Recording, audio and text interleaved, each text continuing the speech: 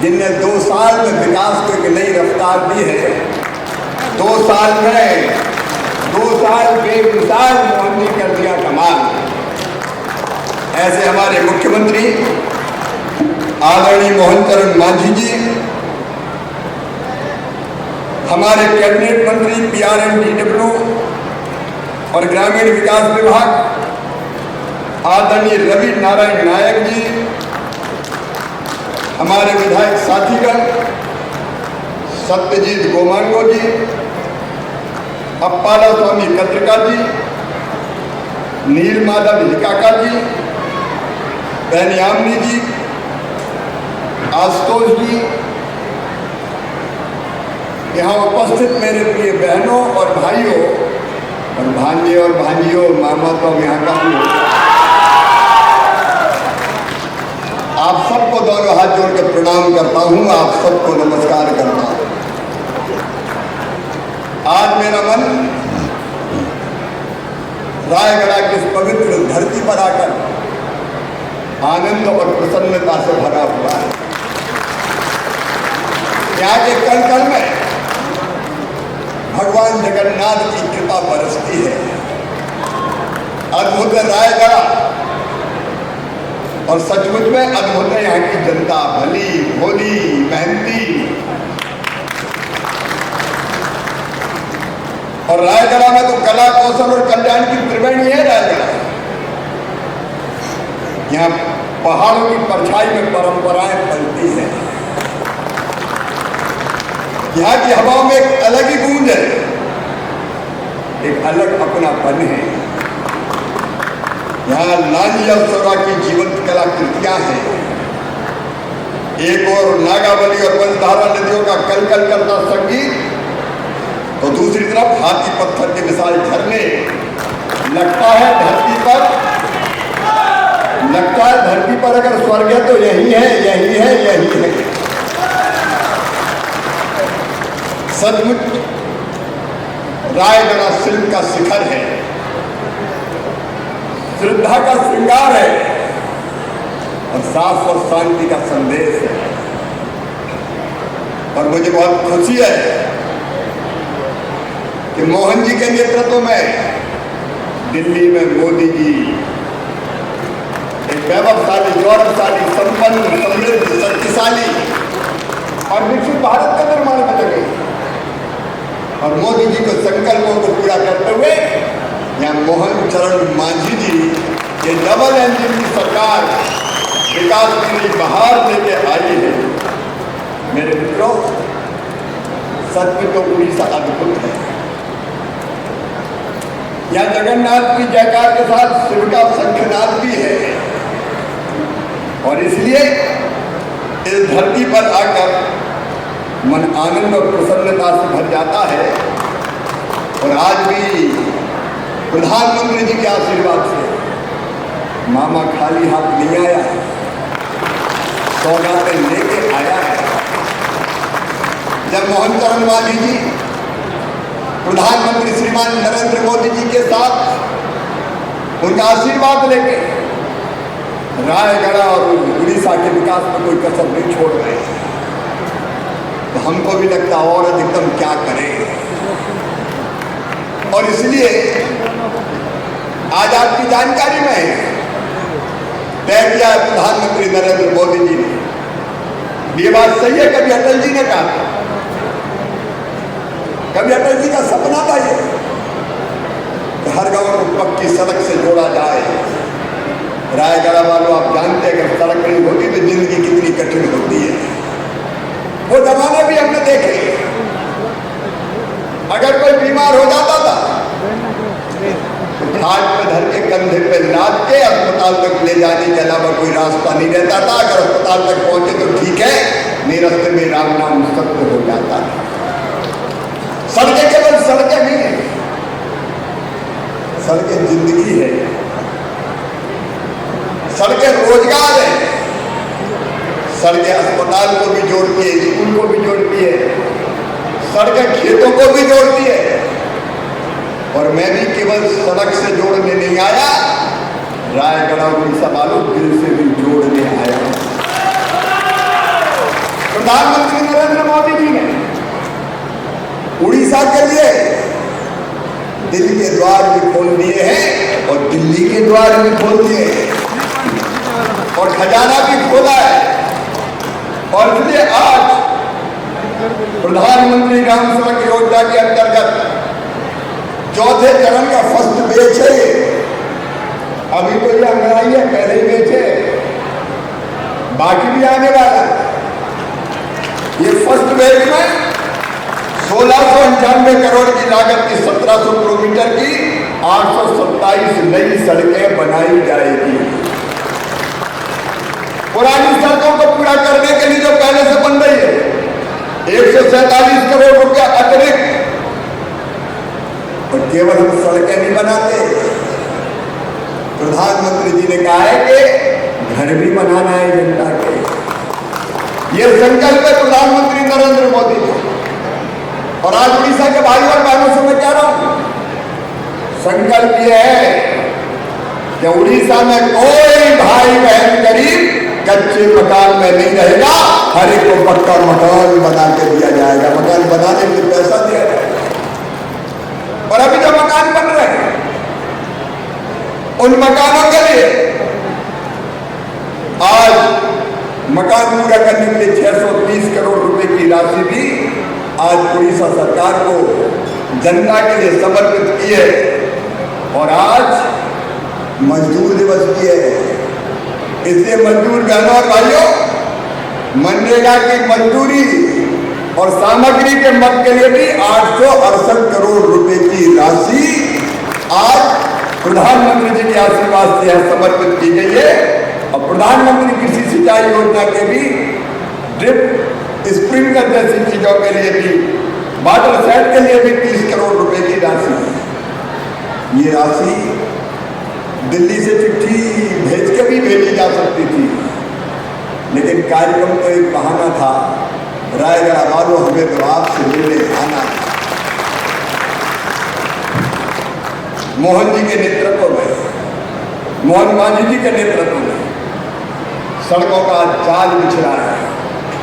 अटल जी ने कभी कहा था, स्वप्न देखा था कभी जो आज हर धड़कन में है, एक नया भारत बनाने का इरादा मन में है। भूख जो जड़ से मिटा दे वह पुकाना है हमें, प्यास ना बाकी रहे वह जल बहाना है हमें। जो प्रगति से जोड़ दे ऐसी सड़क ही चाहिए, देश सारा गा सके वह गीत गाना है हमें। एक नया संगीत देखो आज कण कण में है, एक नया उड़ीसा बनाने का इरादा मन में। और फिर एक तरफ सड़कें जो गांव को जोड़ने का सेतु है, सर्वांगीण विकास और उन्नति का प्रतीक है। और मित्रों, सड़क के साथ साथ पुल पुलिया ये सब बनाने का काम करना है। और जैसे मैंने कहा फर्स्ट बैच है, सेकंड बैच की सड़कें और आएगी। कोई गांव बिना सड़क से जुड़े बिना नहीं रहेगा, ये हमारा संकल्प है। और अब विकसित भारत की योजना आ गई। मैं गांव से आए भाई बहनों को कहना चाहता हूं, इस योजना के अंतर्गत अब विकास के सारे काम दिल्ली से और भुवनेश्वर से तय नहीं होंगे। गांव के लोग मिलकर अपने गांव के विकास की रूपरेखा बनाएंगे। 1.5 लाख करोड़ रुपए से ज्यादा बेटा बेटी भी चैन की नींद ले सके, सर्दी गर्मी बरसात में आराम से रह सके। और इसलिए हमने नया सर्वे करवाया है। पुराने मकानों का तो बहुत अच्छा काम उड़ीसा सरकार कर रही है, लेकिन नया सर्वे करवाया है क्योंकि हर एक गरीब को मकान देना है। और उस नए सर्वे में 35 लाख लोगों के आवेदन करके सर्वे किया हुआ है।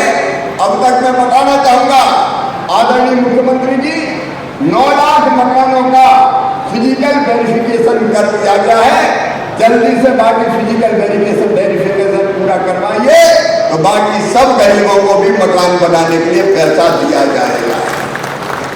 उसके लिए प्रधानमंत्री जी प्रतिबद्ध है, हमारा संकल्प है ताकि उड़ीसा के हर गरीब भाई बहनों के पास मकान हो, और केवल मकान नहीं बनाएंगे, हम घर बनाएंगे। घर, मकान तो सीमेंट कंक्रीट का होता है, लेकिन घर में प्रेम होता है, स्नेह होता है, आत्मीयता होती है।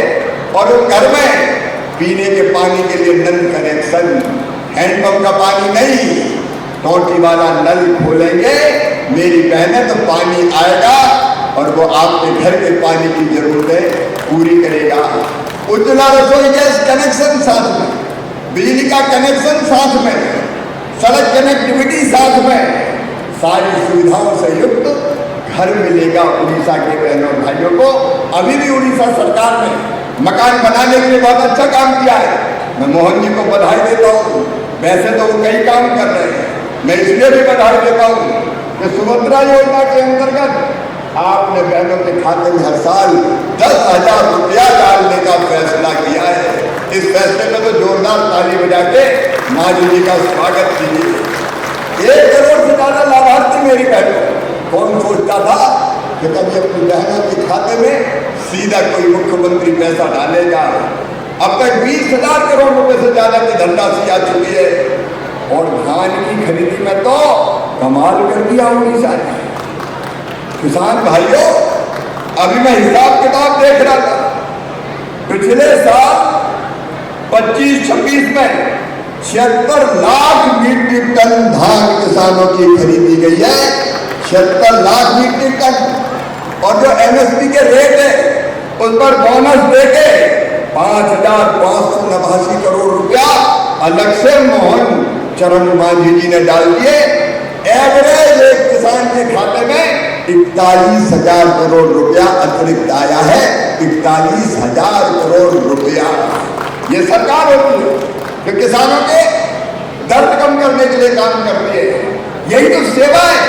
अगर आप सड़क बनाते हैं तो वो सेवा है, अगर आप पीने का पानी देते हैं तो वो सेवा है, अगर गरीब के घर बनाते हैं तो सेवा है, अगर किसान को पसीने की पूरी कीमत देते हैं तो वो भी सेवा है। और मेरे बहनों भाइयों, अपने लिए तो जनता की सेवा ही भगवान जगन्नाथ की पूजा है। ये जीवित जागृत देवता, अगर इनकी सेवा हो गई तो मानिए भगवान की पूजा हो गई। ये आज कार्यक्रम नहीं है, ये तो भगवान की पूजा का एक महायज्ञ है। मैं अपनी बहनों से भी कहना चाहता हूँ, जितनी बहनें आई है उन सब बहनों को घर के लिए भी आश्वस्त कर रहा हूँ। और बहनों, एक संकल्प और है हमारा कि अब कोई बहन गरीब नहीं रहेगी, किसी बहन की आंखों में आंसू नहीं रहेंगे। क्यों बहनें गरीब रहे, क्यों हाथ फैलाए, क्यों अपनी जरूरतों के लिए दूसरों से कहना पड़े। और इसलिए आजीविका मिशन के तहत प्रधानमंत्री जी ने तय किया है, लखपति बनाएंगे हर दीदी को लखपति। कोई बहन गरीब नहीं रहेगी। पहले 3 करोड़ लखपति दीदी बनाने का लक्ष्य रखा था, 3 करोड़ का लक्ष्य पूरा हो गया। मैं उड़ीसा की सरकार को, मुख्यमंत्री जी को, ग्रामीण विकास मंत्री जी को बहुत बहुत बधाई देता हूँ। 21 लाख लखपति दीदी बन गई है उड़ीसा में, 21 लाख। लेकिन अब प्रधानमंत्री जी ने कहा है 3 करोड़ नहीं, 6 करोड़ लखपति दीदी बनाएंगे। 6 करोड़। और फिर उड़ीसा की मेरी बहनों, क्योंकि ये भी मेरा विभाग है, मैं उड़ीसा सरकार के साथ मिलके आपको आश्वस्त कर रहा हूं, हर बहन को लखपति बनाने में कोई कसर नहीं छोड़ेंगे, कोई कसर नहीं छोड़ेंगे। आजीविका मिशन के अंतर्गत बहनों के खाते, बहनों के को ट्रेनिंग देने के लिए, प्रशिक्षण देने के लिए और उनको काम धंधों से जोड़ने के लिए एक अलग अभियान निरंतर जारी है।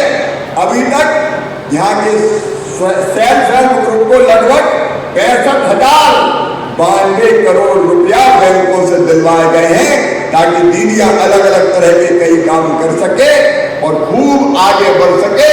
ये संकल्प है आपकी गरीबी दूर करने का, ये संकल्प है एक खुशहाल उड़ीसा बनाने का। और इसी विभाग के माध्यम से आरसेटी और दूसरी योजना के माध्यम से नौजवानों को ट्रेनिंग देके हम स्वरोजगार से जोड़ने का काम भी करेंगे, ताकि हमारा नौजवान स्वरोजगार की योजनाओं से जुड़